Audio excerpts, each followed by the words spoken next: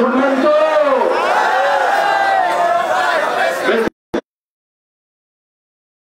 চেষ্টা করুন। অনুষ্ঠানের সম্মানিত সভাপতি, আপনাদের এলাকার কৃতি সন্তান, যিনি 2013 সালে মেয়র হয়েছিলেন, কিন্তু স্বৈরাচারী সরকার ওনাকে মেয়রের চেয়ারে বসতে দেন।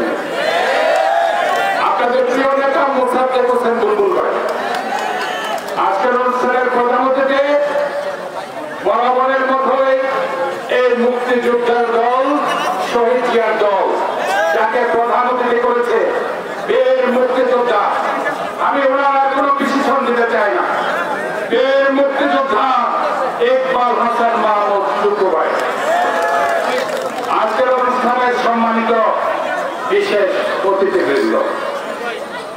পদ্মার কথা মনে হলেই পদ্মা সেতুর কথা মনে পড়ে। আজকে গণতন্ত্রের সামনে কি নিয়ে এসেছে জানেন? কি নিয়ে এসেছে?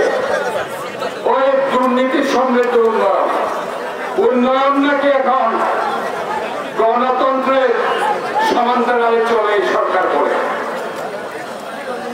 আপনারা একটা পদ্মা সেতুর বাজেট কত দেখেছেন?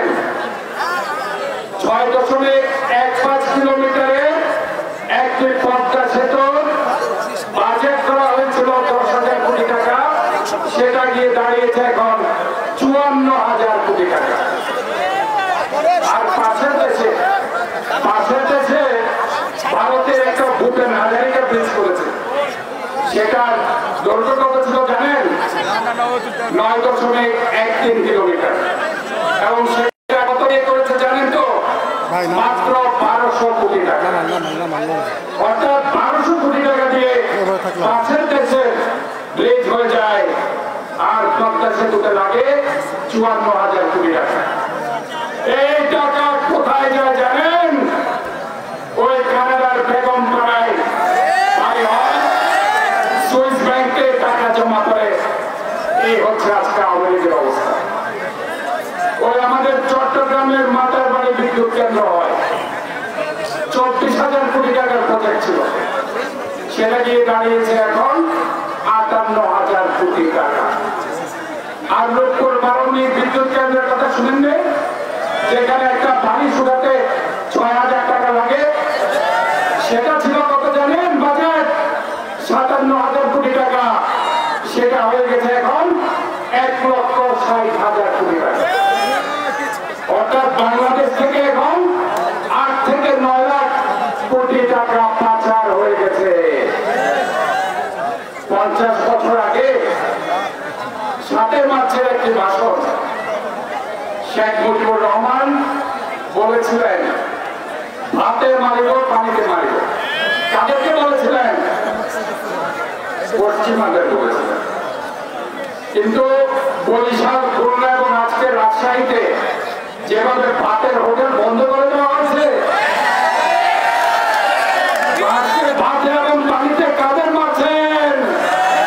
বাংলাদেশের জনগণের উপর যে অত্যাচার, যে নির্মমতা, যেভাবে আমার ছাত্র দল, যুব দল, স্বেচ্ছাসেবক দল, বিএনপি অঙ্গ সংগঠনের হাজারো হাজারো নেতা কর্মীদের গুম, গুপ্ত হত্যা, যেভাবে আপনারা নির্যাতন করছেন, একদিন বাংলাদেশের মানুষের কাছে আপনাদের জবাব দেওয়ার জন্য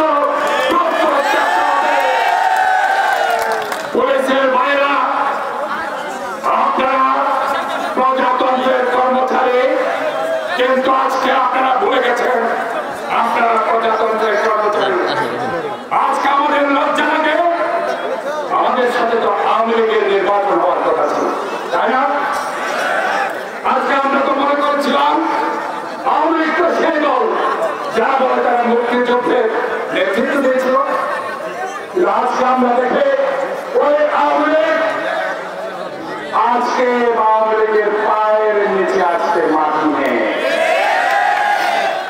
তাদেরকে আজকে মেয়র হতে হবে, ক্ষমতায় যেতে হবে, ওর পুলিশ বাহিনীর ভোট জায়গা সাংঘাতিক করতে হয়, তাই না ভাই? পুলিশ ভাইরা, এটাই কি আপনাদের কাজ? আমরা তো মনে করেছিলাম আপনারা জনগণের সেবক।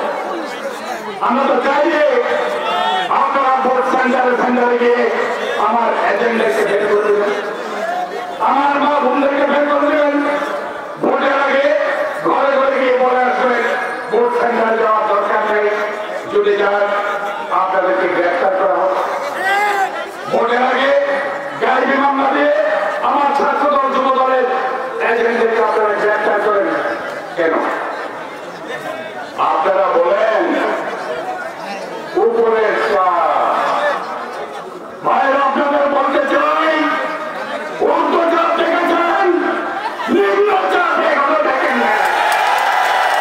নিম্নচাপ যখন শুরু হবে অবস্থা এমন হবে তখন আর এই দেশ থেকে পালানোর পথ খুঁজে পাবেন না।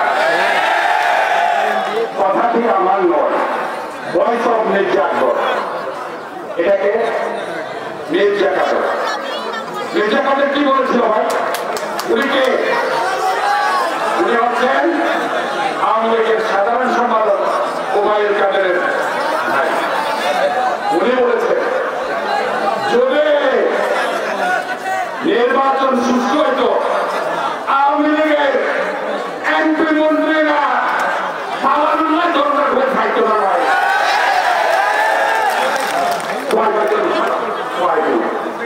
আর আমার নির্বাচনের পরে আমার ওই যে ভোটর রেজাল্ট কর্মী কি বলছিল জানেন তো? একটা ম্যাম না এটা মির্জা কাদের। আমরা আজকে আরেকটু ভিন্ন আঙ্গিকে আমি বক্তব্য দিতে চাই, বিশেষ করে আমি সেরকম করি। চট্টগ্রাম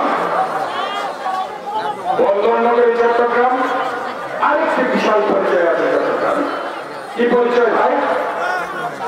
আপনাদের প্রিয় নেতা এই জাতীয়তাবাদী দলের প্রতিষ্ঠাতা শহীদ রাষ্ট্রপতি জিয়া রহমানের যে চট্টগ্রাম থেকে 25শে মার্চের কারাগার থেকে যখন আওয়ামী লীগের নেতারা ভয়ে ভারতে পালিয়ে গিয়েছিল, কাউকে পাওয়া যায়নি মুক্তিযুদ্ধে অংশগ্রহণ করার জন্য, সেদিন শহীদ রাষ্ট্রপতি জিয়া রহমান ওই চট্টগ্রামে বিদ্রোহ উদ্যান থেকে ঘোষণা দিয়েছিলেন, আমি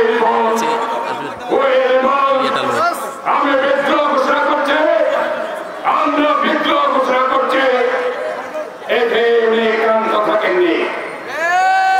পরদিন 26শে মার্চ সেই কালুরঘাট বেতার কেন্দ্র থেকে ওই মহান নায়ক, মুক্তিযুদ্ধের শ্রেষ্ঠ সন্তান, মুক্তিযুদ্ধের স্বাধীনতার ঘোষক শহীদ জিয়া বলেছিলেন, I Major Jia hereby proclaim the independence of Bangladesh. আমি মেজর জিয়া বাংলাদেশের স্বাধীনতা ঘোষণা করছি। অনেক কথা আছে, অনেক কথা হয়। আওয়ামী লীগের নেতারা বলে চট্টগ্রামের কোন হান্নান কিংবা মান্নান তারা নাকি স্বাধীনতা ঘোষণা দিয়েছে।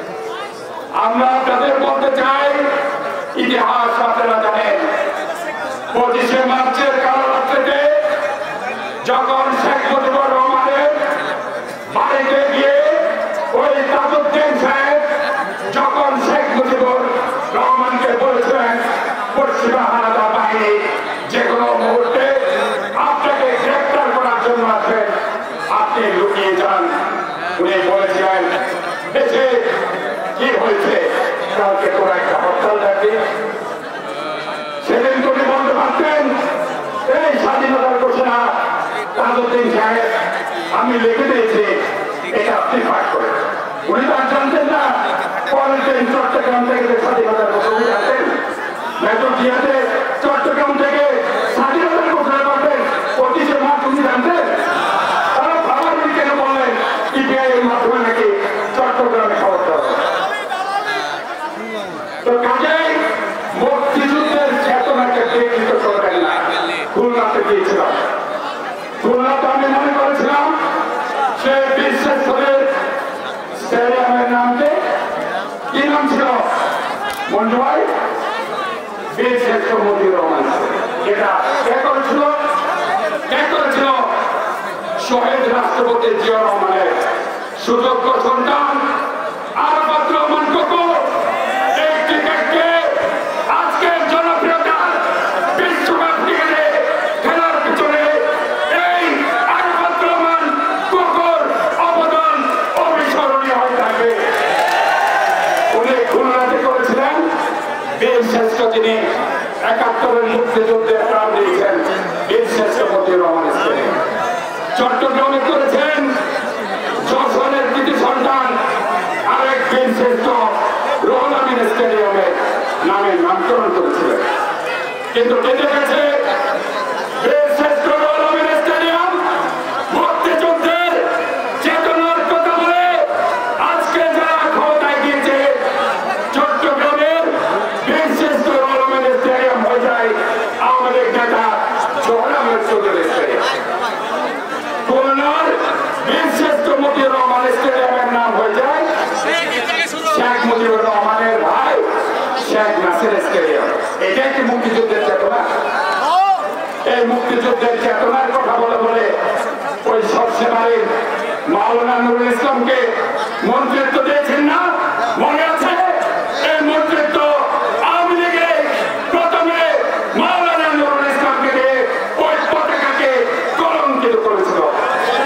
তাই বন্ধুরা, আজকে আপনাদেরকে বলতে চাই, সমস্ত বাধা বিপত্তি অতিক্রম করে যেভাবে বরিশাল, খুলনা, রাজশাহীকে আজকে লোকে লোকারণ্য করেছেন, আপনারা দেখিয়ে দিয়েছেন এই রাজশাহীর মাঠে শহীদ জিয়ার কাছে, এই রাজশাহীর মাঠে দেশ মাতা বেগম খালেদা জিয়ার কাছে, এই রাজশাহীর মাঠে তারুণ্যের অহংকার তারেক রহমানের কাছে।